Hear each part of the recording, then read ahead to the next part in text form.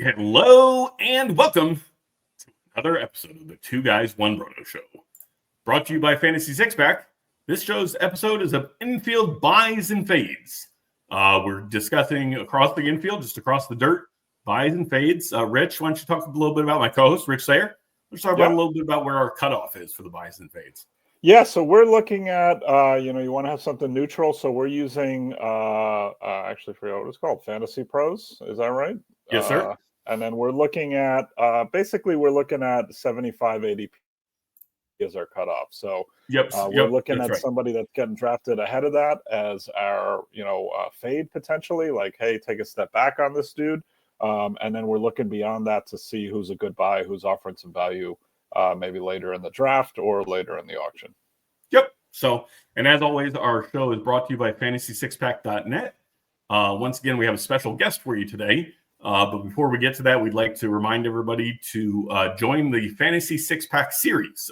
It's a free league against analysts from all sorts of industry experts, Fantasy Six Pack, Baseball HQ, Pitcher List, many more. And whoever wins, the overall winner, gets a trophy from Trophy Smack. So pretty cool. So subscribe to this channel, like this video or the podcast wherever you're listening to us, Apple or Spotify. Follow us on Twitter or Blue Sky. Again, you can see our handles right here. And without further ado, from our friends over at Fantrax and Rotoballer, and not to be confused with the former New York Jets running back, I'd like to welcome Mike Carter. Hey guys, Michael, how's it going? Excellent. How are you, sir? Not too bad. It's 5 degrees right now outside of Chicago, and going down to a low of about -8 tonight. So trying to warm myself up with thoughts of spring and baseball. There you go. It's not working real well so far. Yeah. No doubt. Yeah, that's great. So I'm sorry that you're suffering through the cold there. I live in Atlanta. I can't say that I'm dealing with quite as cold of temperatures, but it's certainly chilly here. And Rich is actually in Canada right now. So this is actually Fantasy Six Pack, or excuse me, Two Guys, One Roto's first international recording. So coming at you from north of the border. Beautiful Niagara Falls. So here we go. So if you're watching today, then just make sure to add a 25% tariff to your subscription fee. So all right, that's enough politics humor. So again, today's episode is buys and fades just across the infield. We're just going to start behind the dish at catcher. We're going to do our fades first. So fades first. Again, this is fades in picks inside the top 75 or buys outside the top 75. So this is more or less your first 5 rounds of a standard league draft or maybe 6 rounds, depending on the size of your league. Without any further thoughts, Mike, why don't you go ahead and get us started with your catcher fade? I cheated a little bit, as you pointed out earlier. Yes. The guy that I'm fading and my co-hosts on our podcast, they don't agree with me, is Wilson Contreras.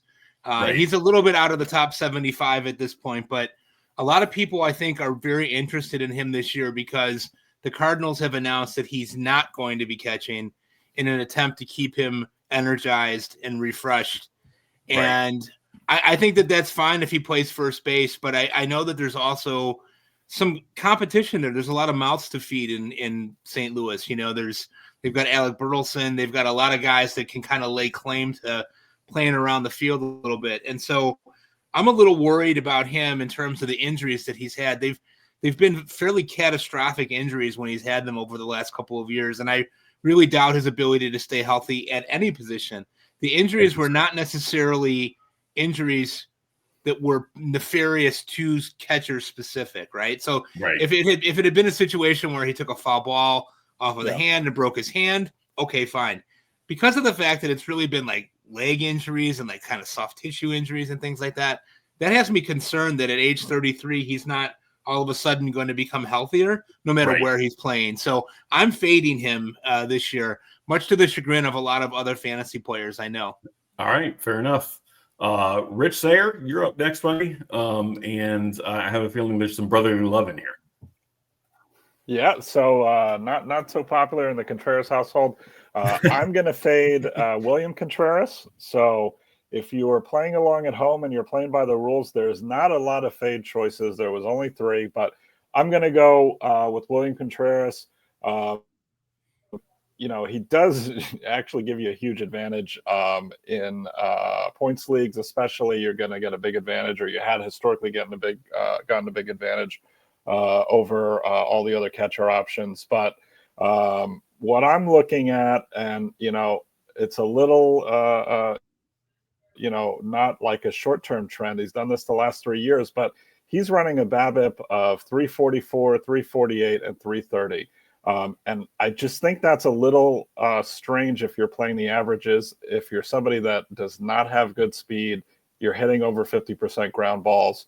And I think at some point you're just going to have maybe a not so great year. So if you take that BABIP and you drop it down to 260 or 270, which is not even outlandish, then the triple slash all of a sudden is like 210, 295, 396. And that's not an exciting 33 overall pick for your fantasy team. So no doubt. I'm fading William Contreras for that reason.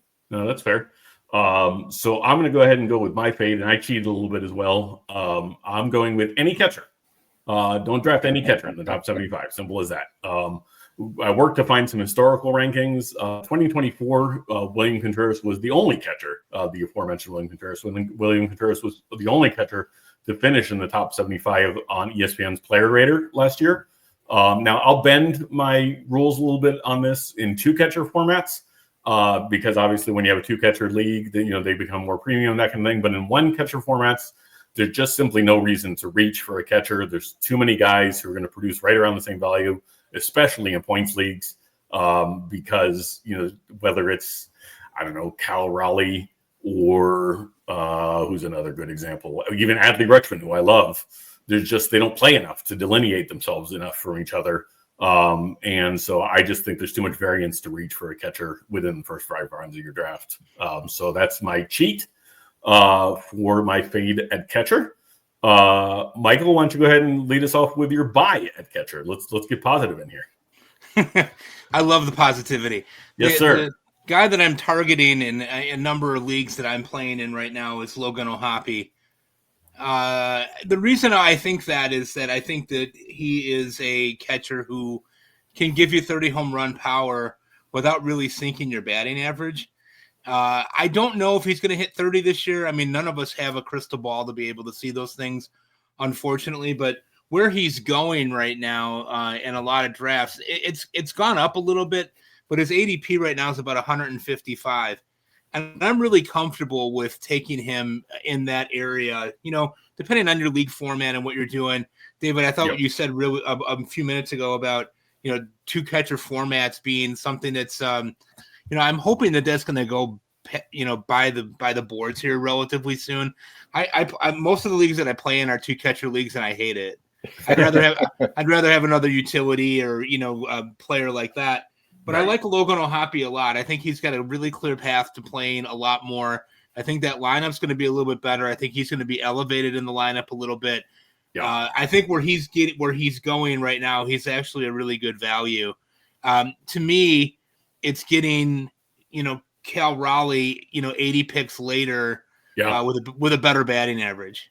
Yeah, no, absolutely. So, no, I totally agree. O'Hoppe, Angels, I think, are actually a little bit of not a sleeper team to win the World Series or anything like that, but a sleeper team to be surprisingly decent this year. And O'Hoppe is going to hit kind of in the middle of that lineup. And, if this is the year that Mike Trout rebounds and plays, 140 games, let's say, then O'Hoppe's counting numbers could be really impressive. So, Rich, who do you got for us for a buy?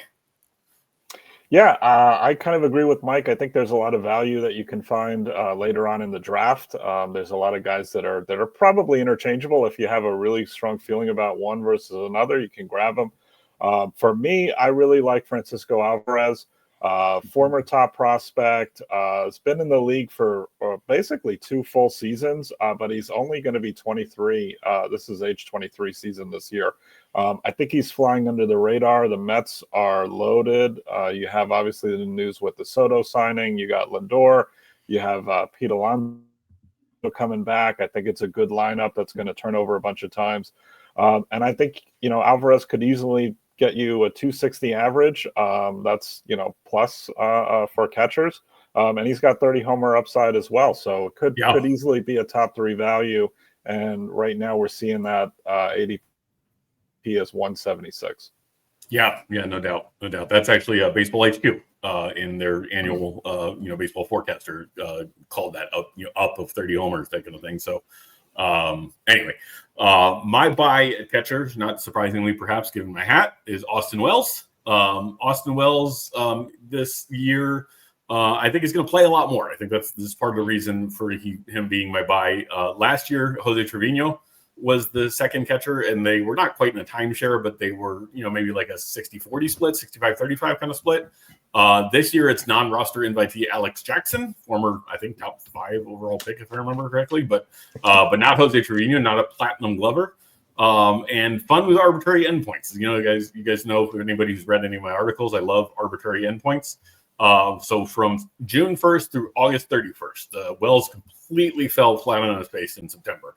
But from June 1st through August 31st, Wells had a 900 OPS and 154 WRC plus, hit 11 dingers.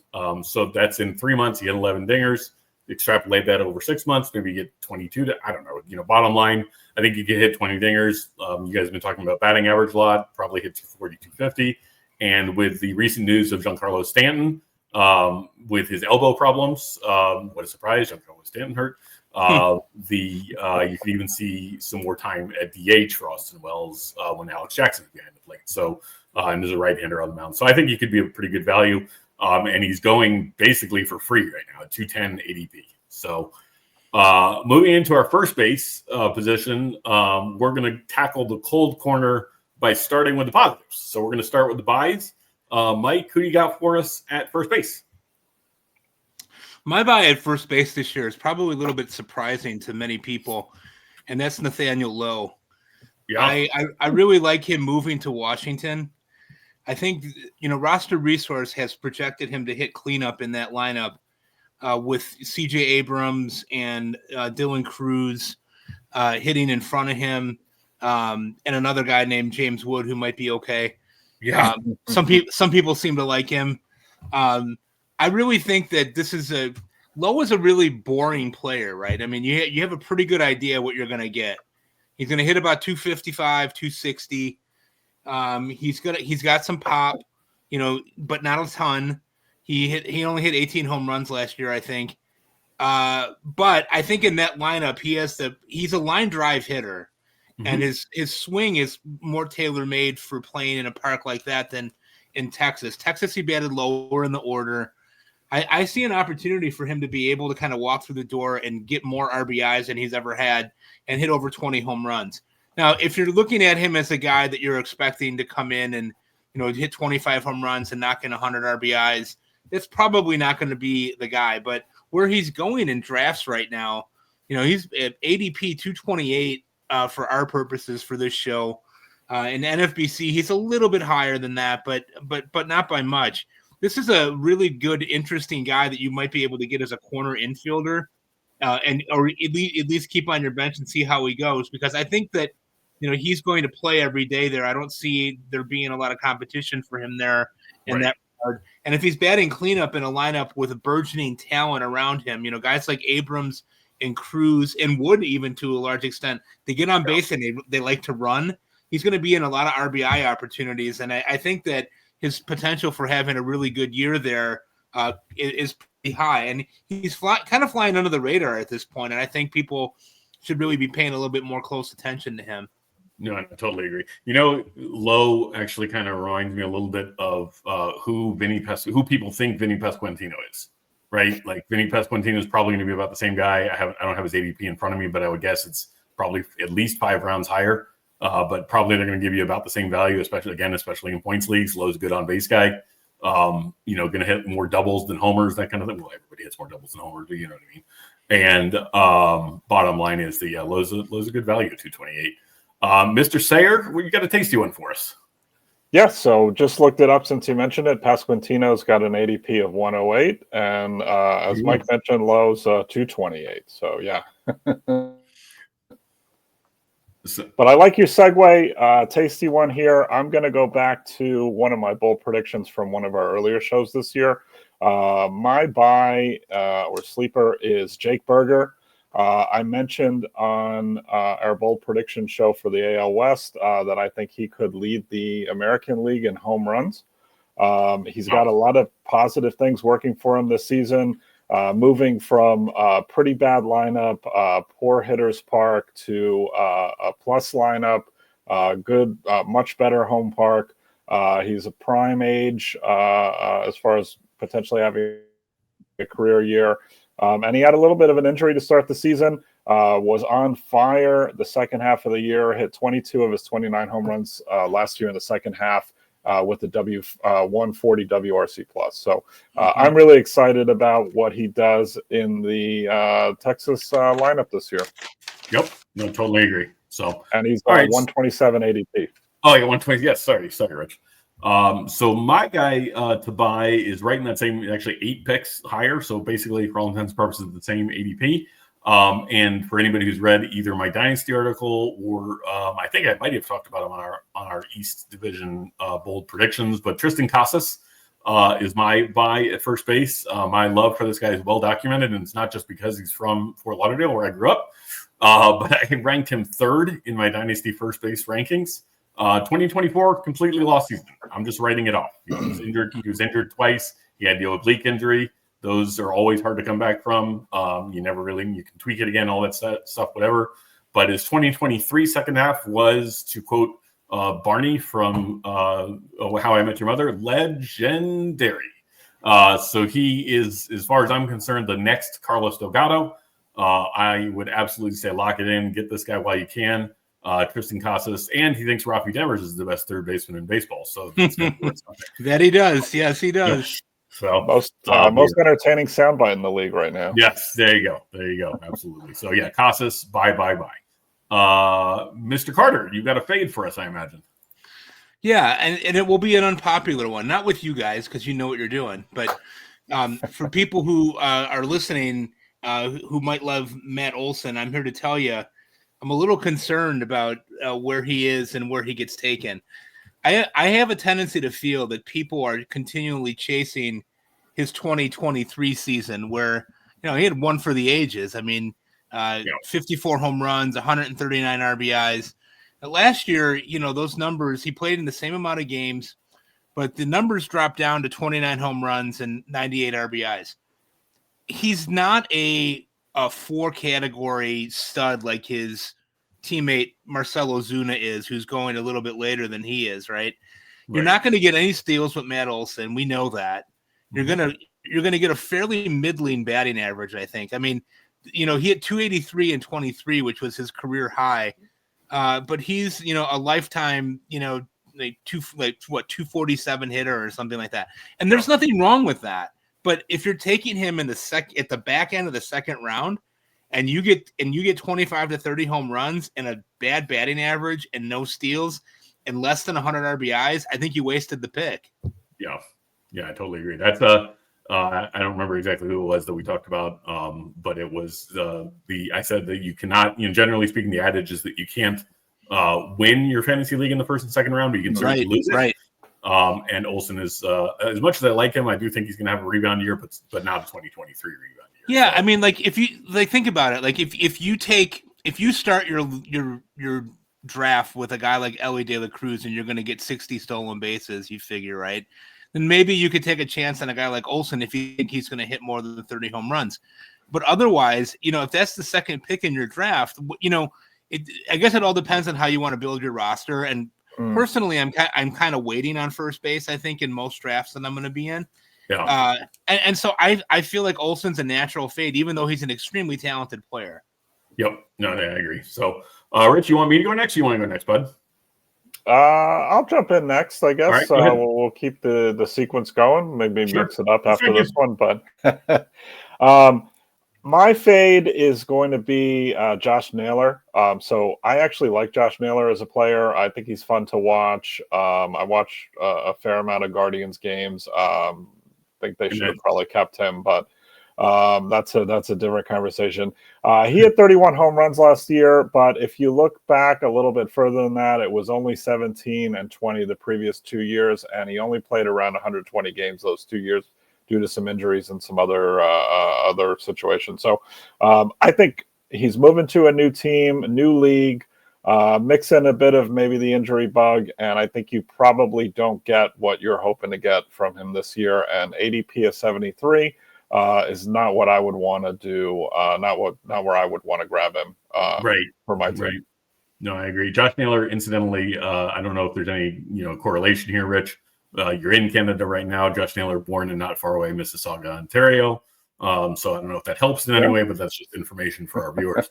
And keeping with the fade first baseman theme, this one hurts. I'm gonna do Freddie Freeman as my fade at first base. He's got an ADP of 20, so he's costing me a good bit of value or a good chunk of change in your salary cap leagues. He's an Ironman first baseman. This guy's crazy. I talked about with a buddy of mine not too long ago that this is absolutely a Hall of Fame first baseman that we've been watching the whole time and just took it completely for granted. He has an outside chance, if he can stay healthy, he has an outside chance of finishing in the top 10 in Fangraphs for all time at first base, which is crazy. Like, again, I don't think anybody would have thought that if I hadn't just said it, I guess. But anyway, he hasn't missed more than 15 games since 2017, and that was the only time he did it. So it's absolutely outrageous, the amount of games that this guy plays.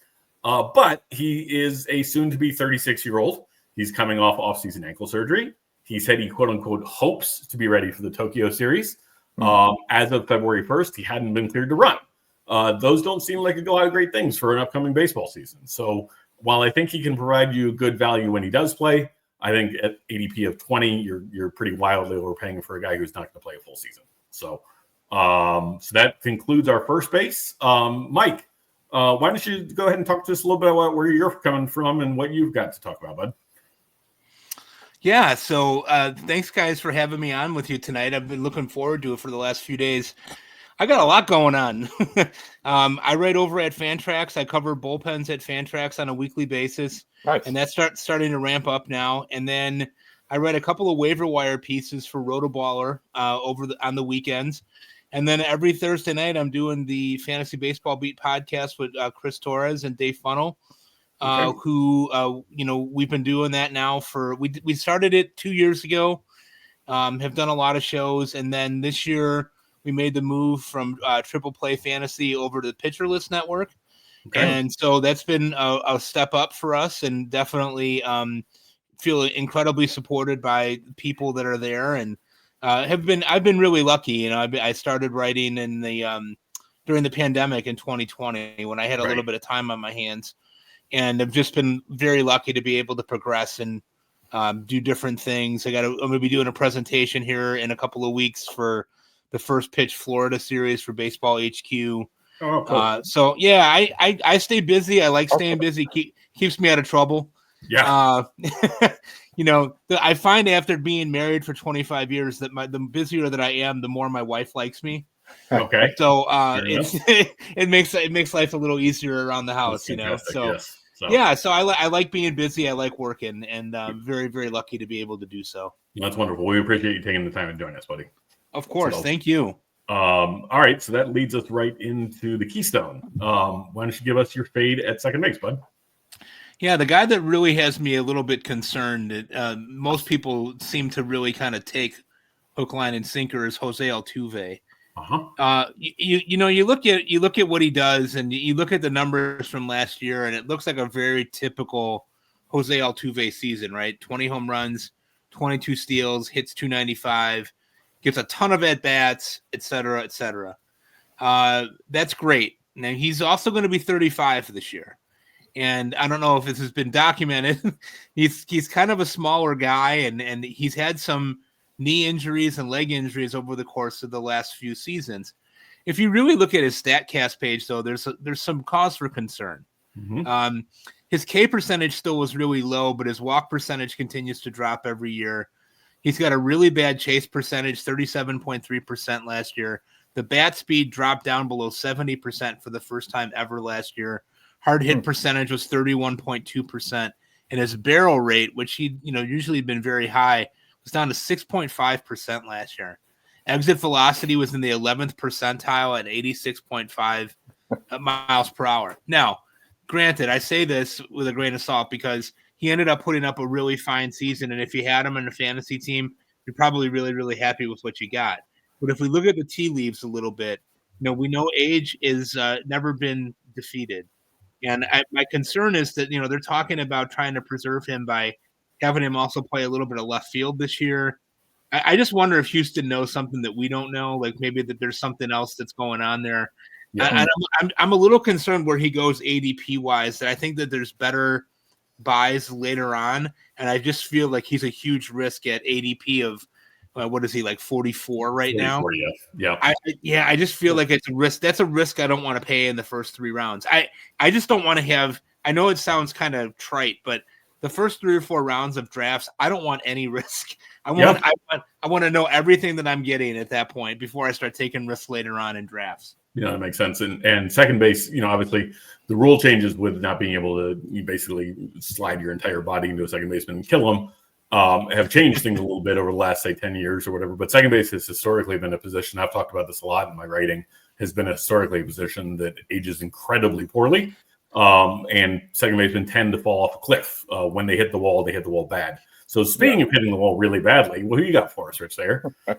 Well, my first bullet point for my second base fade is I really thought I was going to pick Altuve, but I didn't want to be wrong for the 3rd or 4th year in a row. So at some point you're going to be right.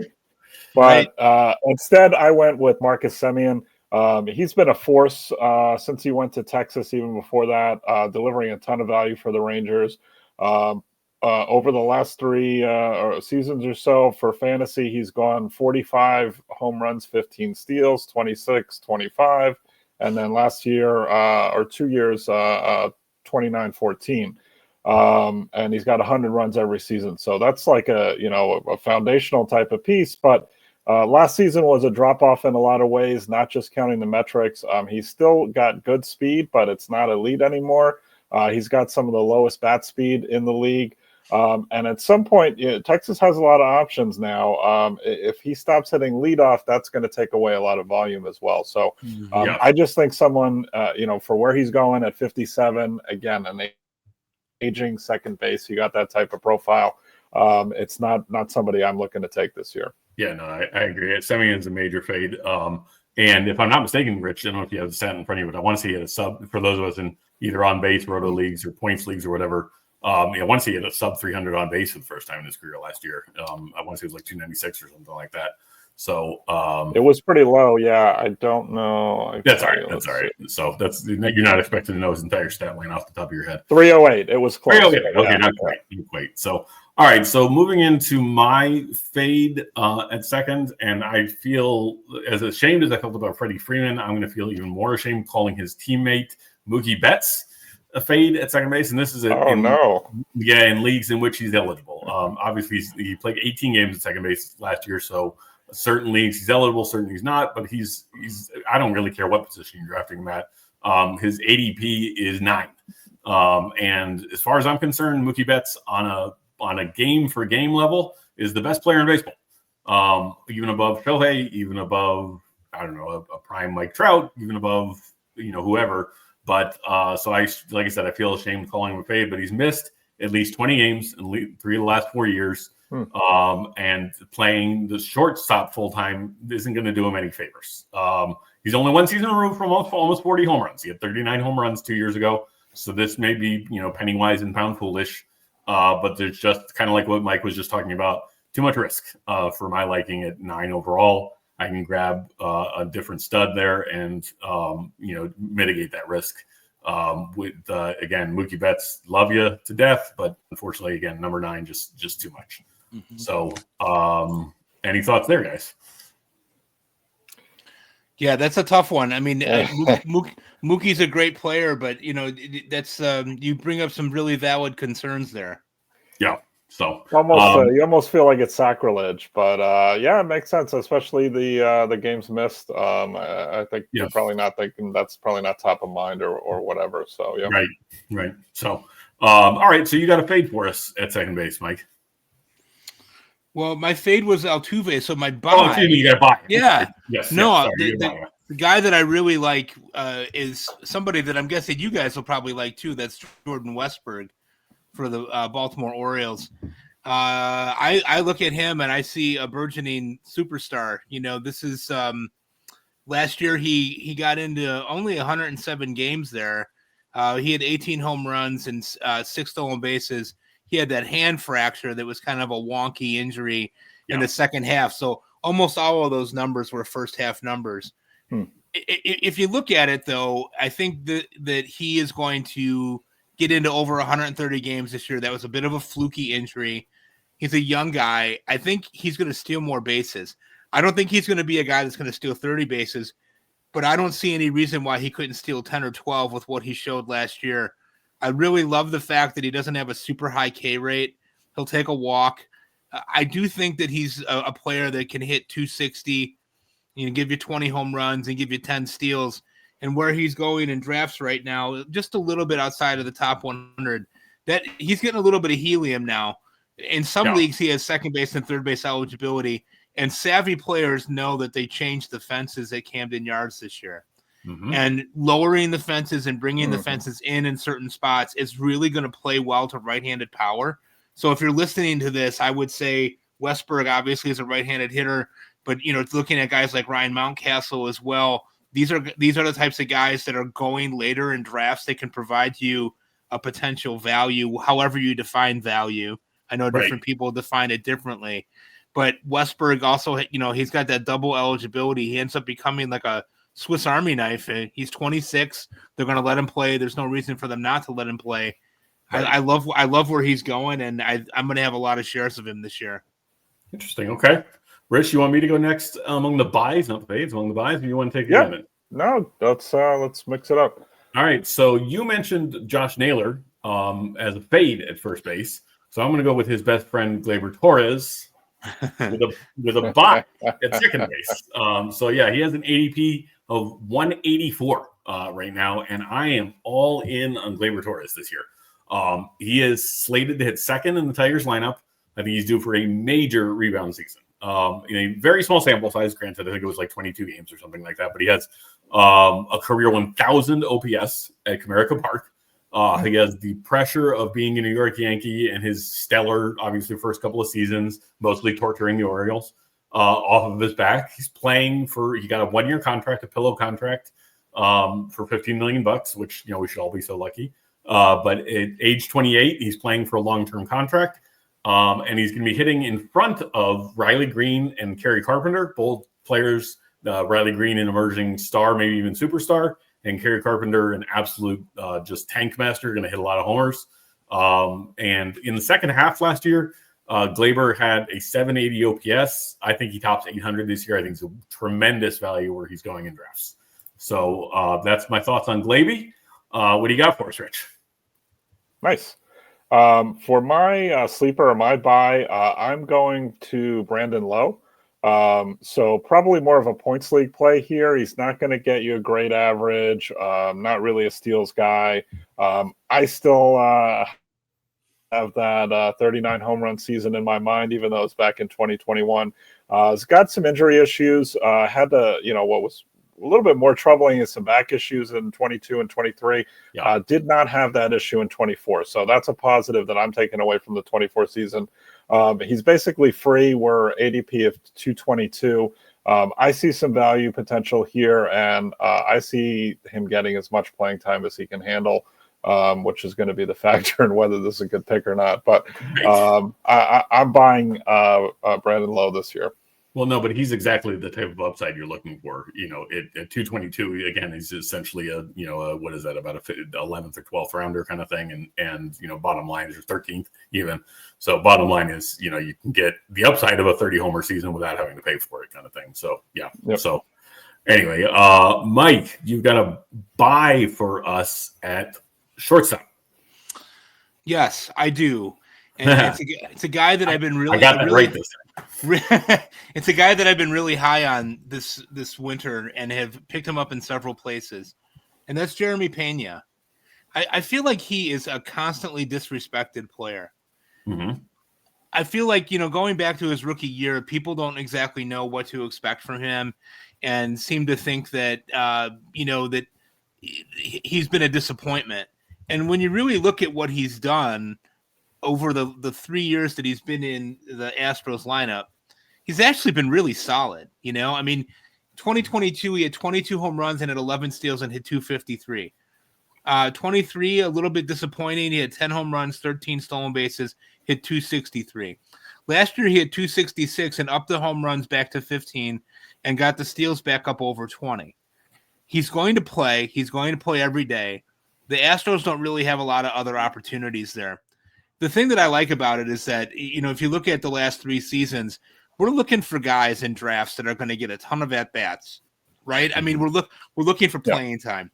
This guy's going to get playing time. I don't know how good of a hitter he is in real life. I don't know how good of a baseball player he is in real life compared to some of the other people.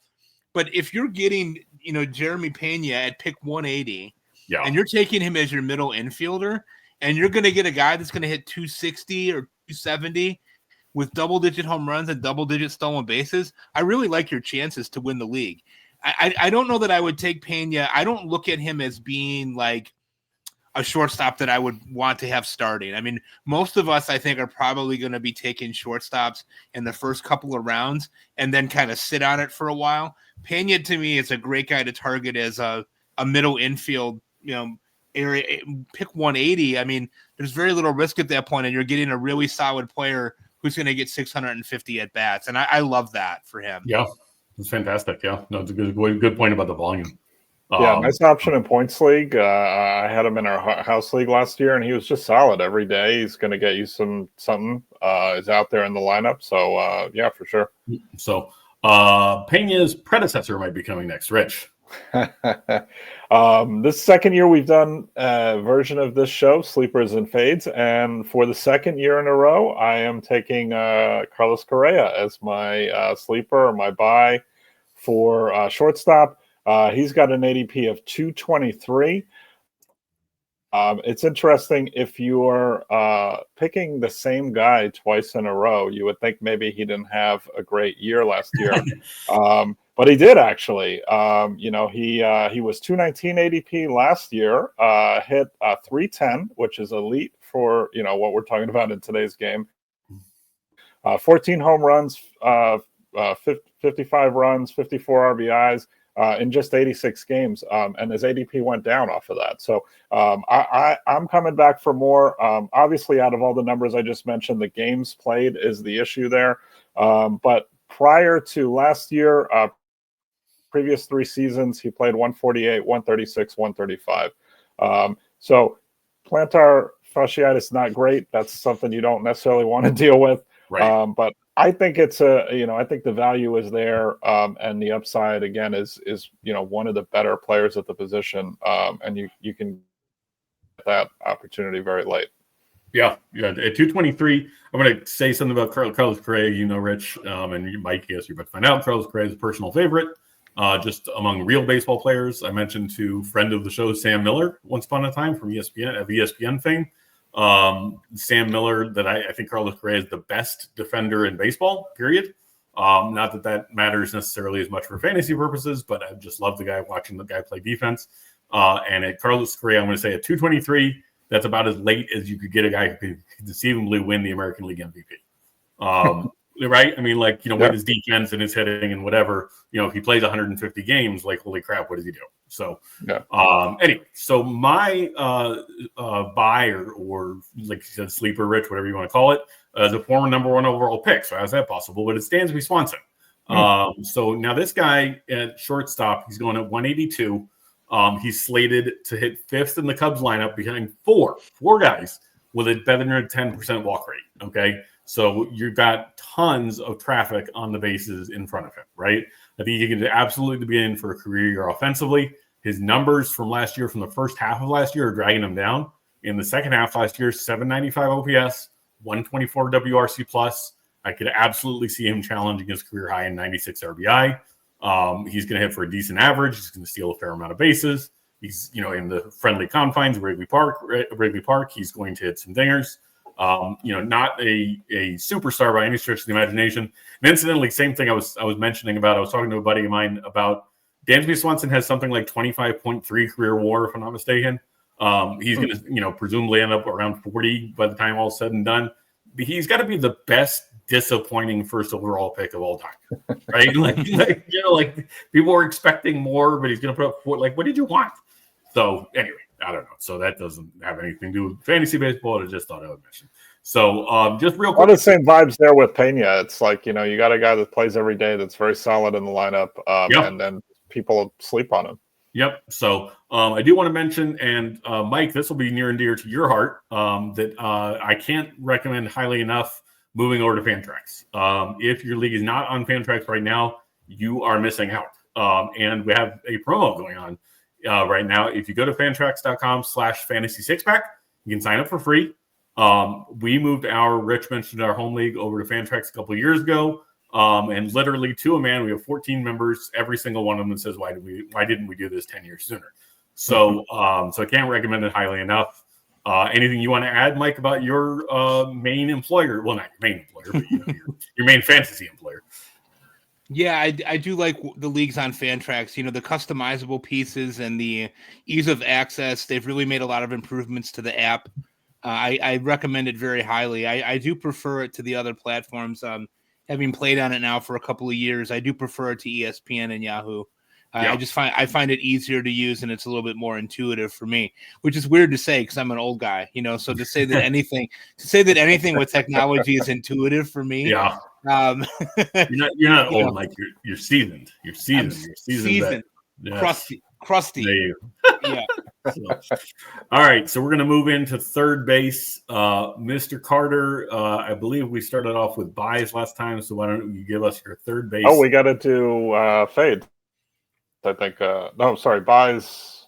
Oh, buys and shortstop. We do buys. Yeah, fades and shortstop. Fades and shortstop. Fades and shortstop. I completely forgot. So, fades and shortstop. Thank you, Rich. Rich, since you were student enough to note that I completely missed it, why don't you lead us off with your fade and shortstop, bud? Perfect. So Mike touched on him a little bit earlier. I'm going to fade C.J. Abrams. ADP is 66. Obviously, a very talented player with a lot of tools. Has the potential to do fantastic things. Put up a lot of great numbers. Genuinely, I don't want to hammer somebody too hard for being young, being out late, having fun at the end of a relatively irrelevant season. But I think to really excel, it's a game that's played really on the margins. To really excel in the pros, you have to be dedicated, locked in to being the best. And that has to come, I think, from within the player, not the org. I'm not sure Abrams has that right now. He came up very young. There wasn't a lot of winning culture going on the Nats when he came up. Yeah. And I think he's gotten by on that kind of natural talent. Again, this is making a lot of outsider looking in type of observations. But for where he's getting drafted for the second half of the season that he had, barely a 600 OPS, 7 home runs, 3 steals, 72 WRC plus. I'm fading right now until I see some actual performance that's a little fair enough. Mr. Mike, Rich, I agree with you. He's terrifying, right? I mean, besides the habits, like you said, about being young and the different things that go along with that, my biggest problem here is that I don't know if he can hit. And if you look at his StatCast, there's a lot of blue on the StatCast. I think if you're looking at him as a guy that you're thinking, okay, I'm going to get 40 steals out of this, and anything I get from other than that is gravy. I don't know if he's a 20 home run hitter. I don't know if that's going to really be a legitimate thing for him. I just worry that at that ADP, you're taking a huge risk on a guy in the 6th round that you think is going to kind of, maybe take that next step forward. And this might be what he is. And that's fine. He's a fine ball player.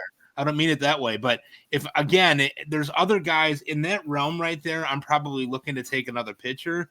Mm-hmm. And I think at that point I'll already have my starting shortstop. And so I'm fading him too and looking at a guy more like we talked about Jeremy Pena and Carlos Correa even later on that are going to be fine guys to have. And I just feel like Abrams is too much of a risk right now. I just don't know if he can hit. Yeah. No, absolutely. And another thing I will, Rich, this is near and dear to my heart, that I firmly believe, Mike, I firmly believe that defense does matter in fantasy because the better defense you play, like Jeremy Pena, like Carlos Correa, like Dansby Swanson, all good defenders. The better defense you play, the more you're going to play. C.J. Abrams is maybe the worst defensive shortstop in baseball. He's so really bad. Let's say, for the sake of argument, that he gets to the point that he's intolerable defensively. Okay, we're going to move him. Historically, they've said we're going to move him to center field. Well, there's a guy named Dylan Cruz out there now. Well, so I don't know. Bottom line is that you could see him getting squeezed for playing time potentially if he doesn't rebound from that atrocious second half. All right. So my fade again, I'm going high. I guess I'm just now noticing that I went high on a lot of guys. But at ADP of 27, which 27 Scott Rowland, got to mention that. But anyway, an ADP of 27 is Trey Turner. Trey Turner just had a 5% walk rate last year. It was his lowest since his rookie campaign. And I'm betting that last year was the beginning of the end. He had a 687 OPS after the break with just a 90 WRC plus. And Mike, you play presumably more in roto leagues than in points leagues, I'm guessing, just based on the evaluations you've been giving. 7 steals after the break last year. So, this is a guy that you're counting on where you're drafting him at 27 to give you 30 or 40 bags. I just don't think you're going to get him. So bottom line is, and again, his defense is slipping. So maybe they move him to the outfield a little bit more. Maybe they play, some of their other guys a little bit more. Bottom line is Trey Turner, what he's getting paid, he's going to play, and he's going to play a lot as long as he stays healthy. But again, I just kind of piggybacking on the C.J. Abrams thing. Obviously, we know he could hit. I don't know if he still can hit, I guess. So bottom line is, if he's moved out of that kind of like what you were talking about, Rich, with Marcus Semien, if he's moved out of that precious 2-hole in the Phillies lineup behind Schwarber and in front of Harper, oh boy, production fall off quickly. So, so I'm fading Trey Turner at 27. Now we'll move into third base. I beg your forgiveness, loyal viewers and listeners. So third base, we are going to start off with our fades. I don't know. We just did fades. So we're going to start off with our buys. Okay, so we're going to start off with our buys. I'm going to get this show right one day. Mike, you got a buy for us at third base, buddy. Yeah, a player that I really like at a buy here, ADP of 208 is Luis Rengifo. My good buddies Casey Bubba and Ryan Bloomfield. He's like the champion of their show, the guy that they like the most. And I think that the Angels lineup is going to be better than people think it's going to be, especially if they have a healthy Mike Trout. I know that that's sort of an oxymoron at this point, but they just announced yesterday that Mike Trout's moving to right field. They're going to play Joe Adell in center, it appears, at this point. So they're really trying to work on preserving Trout. But Rengifo is probably going to bat second. And I felt like in looking at him in a little bit deeper level last year that he's starting to kind of coalesce his skills a little bit. This is a player that has had, a double-digit home runs in the past and low steals. This is a guy that's hit 220 and then turns around and hits 300 last year. Where he's going in drafts right now, I think people are uncertain of what he really is as a player. And I guess I'm in that boat too, to a certain extent with him. But if you take a look at what he did last year before he got hurt, he stole 24 bases. He only had 6 home runs. He was dealing with a banged up wrist injury. They shut him down in early August, and he didn't play again the rest of the season. You look at his StatCast, the guy doesn't strike out. He doesn't really walk all that much either. And he doesn't really necessarily hit the ball all that hard. But if I were to tell you that you could get a third baseman at pick 208 who's going into his age 27 season, who could hit 15 home runs, who could steal 20 bases and hit 280, you'd be pretty excited about that. And I think he's a guy that doesn't get a lot of respect. He's going to play. He's going to get a lot of at-bats. They don't really have a lot of other options. I mean, what are they going to do? Play Yohan Moncada every day? I mean, give me a break.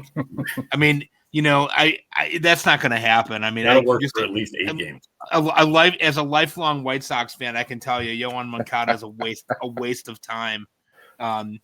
Anyway, I think Rengifo is probably going to bat first or second in that lineup. Probably second. Taylor Ward will probably bat leadoff.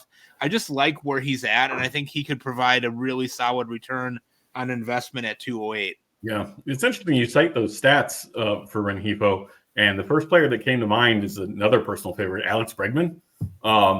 Really, those aren't all that dissimilar, like kind of flip the homers and the steals, right? And you have kind of the same general production. Breggers is going to get probably more at bats, especially with the $40 million that they're paying him.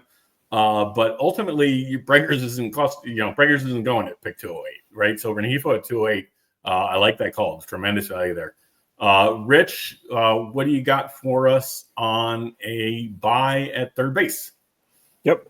So looking at third base overall, like I think this might be the deepest position in the game right now. There's viable options for your corner, your utility spot, all the way down to like player 28, 29, or 30. You also have a lot of players here with multi-position eligibility. So there's a lot of options here. I think that's one reason why you can fade some of the top choices. I do want to shout out Junior Caminero. Really excited about what he's going to do this season. But I went with, for my buy, Matt Shaw. He's got an ADP at 252 right now. Now, depending on what happens in the spring and when you hold your draft, that could get blown out of the water. We'll see what happens. But unless he's a disaster this spring, I think he's pretty much locked into that third base role. As you were pointing out, Dave, I think the Cubs have a pretty nice lineup. Especially the top of it. And I think Matt Shaw is a guy that can easily get you somewhere in that 15 to 20 home run range and 20 steals with a really solid batting average.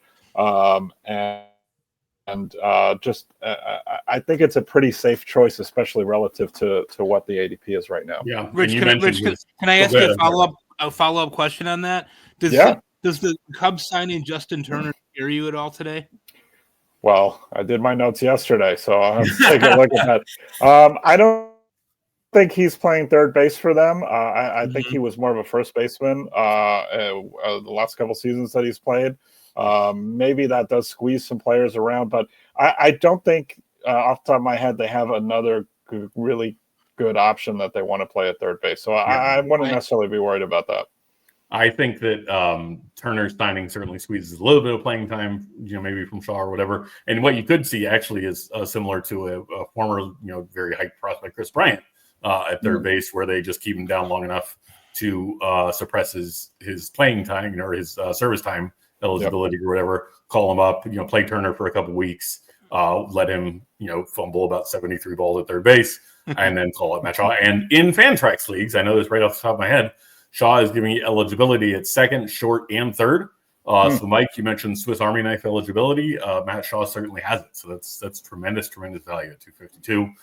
And as Rich pointed out, likely to rise throughout the season. So, Rich, you mentioned Junior Caminero at third base. Funny you should mention that, because that's my buy pick at 101.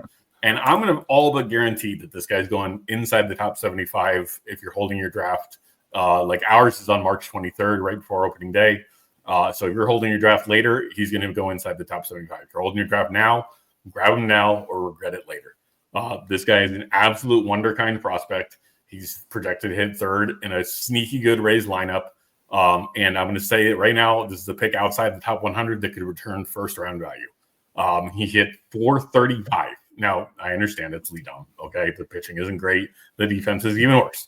But he hit 435 in lead-on with just two strikeouts. So he I ranked him sixth for Dynasty at third base. That was woefully too low.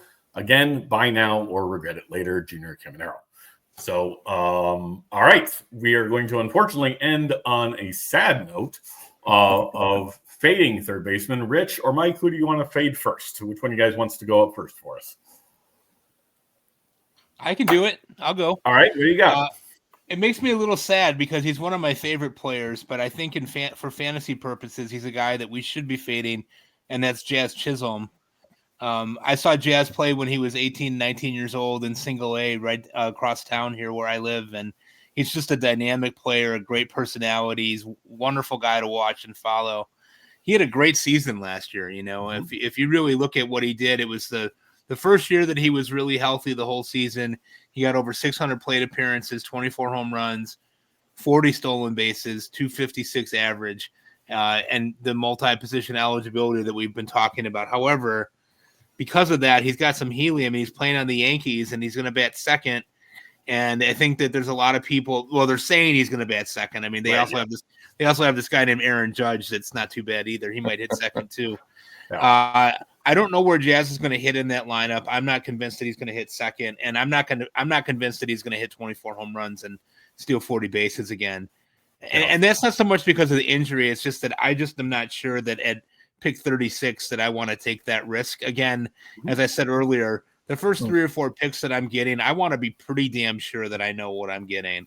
And with Jazz, I if he's healthy, you're going to get a lot, but he's also got seasons where he's had 241 plate appearances or 380 plate appearances. And I just need the volume at that point. And there's other guys around where he's going that I would rather take an opportunity on and not take Jazz. And it pains me to say that because he's one of my favorite players to watch in the majors. Yeah, no, I totally agree. Even as a Yankee fan, I agree. There's upside, certainly. I mean, there's upside of a 30-40, 30 homer, 40 steal season. There's downside of, like you said, 380 plate appearances and a really valuable draft pick used at 36 right now on a guy who just doesn't give you the volume that you need. Rich, I'm going to go next because I don't want to be the one to close this out on the saddest note. But I'm going to go next with a one-time personal favorite, and now I just don't know how to put it. Royce Lewis at I cheated a little bit. Now he's pick 120, so he's well outside the top 75. But one of my mantras is buy pedigree. I preach it all the time. Buy pedigree. Give me all the former top 10 picks I can get my hands on, and I'll take my chances, right? Lewis has become the exception that proves the rule. He, in 8 years since he's been drafted first overall, he's played a whopping 152 career games. So he hasn't even played a full season in 8 years. He hit 207 after the All-Star break last year as he was breaking down yet again. I'm going to say, even at pick 120, avoid at all costs. Or at any cost, avoid at any cost. I mean, I guess there is a certain point at which you have to take the risk. He's not going to slip that far in your draft. Just bottom line is somebody's going to take the chance on him before you do. Just don't. Just simply don't. Rich, you want to add anything? You seem like you wanted to add something on Royce Lewis. I'd been fading him for a while. We always had this conversation. There was a couple of years where I'm like, I wouldn't pick this guy up if he was on the waiver wire. And then he had that run. He had that 1 month run, and I'm thinking to myself, oh shit, well, I was out on this guy too early. And then he kept playing, but something wasn't the same. I was just looking at the last 45 days of the season. 33 WRC plus, like 300 OPS, like something was not right. And then it's sad because it's very exciting when he's right, but it's just it's not going to return you much value. There you go. So all right, so you got a different fade for us though, so we're going to continue crapping on players. So. I do. So my fade is Austin Riley. I like Riley a lot, actually. He should be coming into the prime of his career. This is a tough fade for me, but the rules are the rules. So I had to pick somebody in the top 75. And here we are talking about Austin Riley. He didn't have a great season last year, and then he suffered a fracture in his hand late in the season. So for me, the story around the fade is ADP 37. Hand injuries can be tricky. I could see him not getting really his power back or his swing back right away, not getting into a groove until later in the season. Everyone seems to just be giving him a mulligan for last year. Some of the swing quality or contact quality issues, and just assuming he's going to do 40 home runs, 100 RBIs with that 37 ADP. And I think there's some downside risk there. So that's the fade for me. Yeah, and you talked about you actually, unpopular opinion, but you talked about you think the Braves lineup is going to regress even further on a previous show. They could, yeah. We did that show early in the season. They picked up Profar, so that was good. But yeah, they have a lot of they're still, I think, penciling in Orlando Arcia somewhere. So right. No, absolutely. Yeah. So, well, this has been a good show. I think this has maybe been our best one yet. I appreciate you coming on, Mike. Mike, why don't you tell our followers where they can find you on social media? Well, thanks again for having me, guys. I really enjoyed it. I liked coming in and talking and give my time when I can, and I really enjoy being on with you guys. Hope to do it again soon. You guys can find me on the Twitter at MDRC0508. Terrible Twitter handle, maybe the worst of all time. And we've been through that a number of times. For those of you who don't know, I joined Twitter in like 2017 because my daughter was in 4th grade and her class had a project on there, and I was following it. And then I had a Twitter handle when I started writing in 2020, and it just is stuck. It's just a disaster. Absolutely. It's a terrible Twitter handle. But yeah, I'm working at Fantrax, like we said earlier. I cover the bullpens on weekends there. I write a couple of pieces a week for Rotoballer once the season gets going. And we also are hosting the Fantasy Baseball Beat on the Pitcher List Network on Thursday nights with Chris Torres and Dave Funnell. And just having a good time talking baseball with my friends, and really happy to be on with you guys. And thanks for having me on. I hope to be on again. Thanks again, Mike. We really appreciate you taking the time. Any closing thoughts, Rich? Good? Yeah, I was going to say I have maybe a similar affliction to you in that I enjoy following the ups and downs of bullpen players. So we actually just did our write-ups. Dave did the NL, I did the AL over at Fantasy Six Pack. And that was a lot of fun. Enjoyed the show a lot. Definitely love to have you back. And that's it for me. Yeah, appreciate it. So thanks again for listening. Thanks again for watching. And we'll see you next week.